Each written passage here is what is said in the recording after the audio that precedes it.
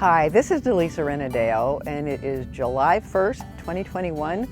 I'm here to just give you a little update on how our garden is doing. It's been about 3 weeks since the last time.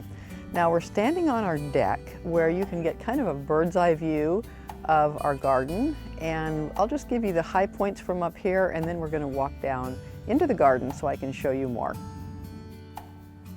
So up close to us we have the vegetable garden. Lots of different kinds of vegetables. Just beyond the vegetables, we have a long hedge of rhubarb.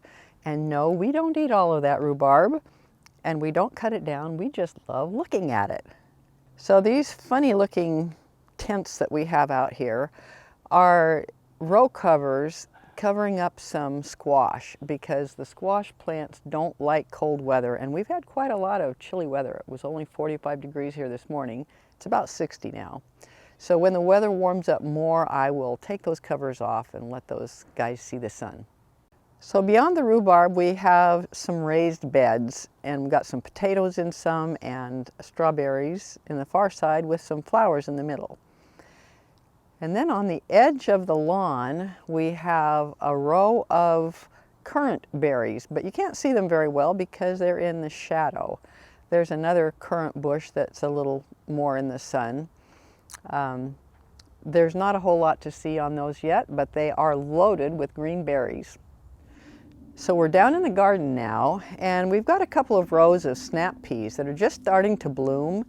And we haven't had any peas to eat yet. We're anxiously awaiting them. These are going to keep growing all the way up to the top of the fence, so they'll be probably close to 7 feet tall by the time they're finished growing. Next to the sweet pea, or the snap peas, we have a row of sweet peas, meaning flowers. You don't eat those, and they're close to blooming. So this is the garden bed that you've seen me in the last 2 videos, and I've got some kale here that you watched me plant in May, and different kinds of lettuce and other salad greens, and some of these I've actually been harvesting for several weeks, and I've finished planting harvesting all of the spinach, and so now I'm starting to grow some new little lettuce sprouts in there.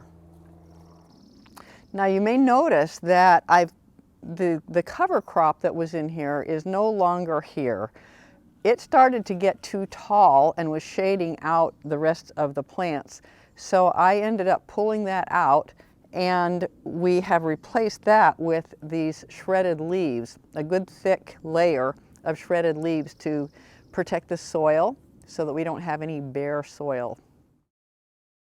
So in this bigger garden plot, we have different planting beds with paths in between. And so in this planting bed, we have, again, some more kale and some Swiss chard next to it. And then in this little bed, we have all root vegetables.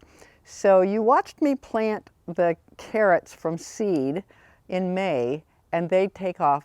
It takes them a long time to grow, and they come up as a little teeny weeny little thread, but they're finally getting big enough so that we can see that there's real carrots in there.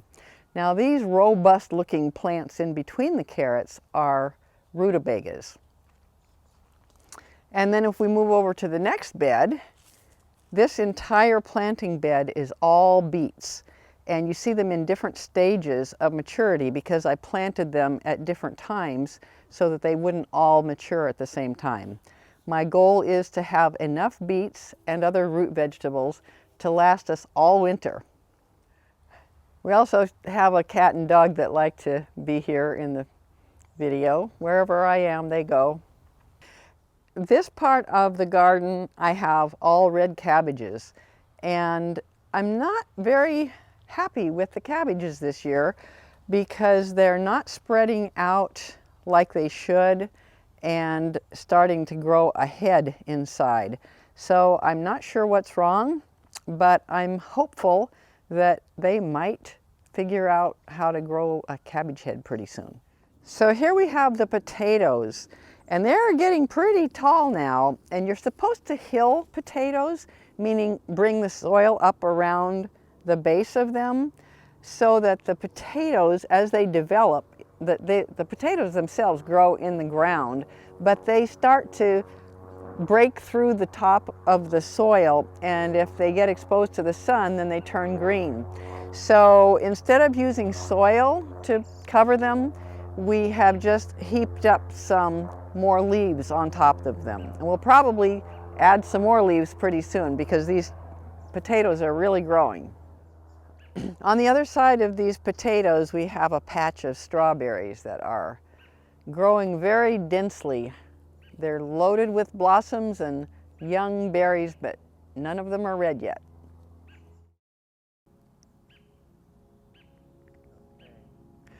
So here I am next to my gigantic rhubarb, which I love very much, even though we don't eat it very much. And thanks for joining me. I'm loving my life here on the lake, and I wanted to share a little bit of this with you.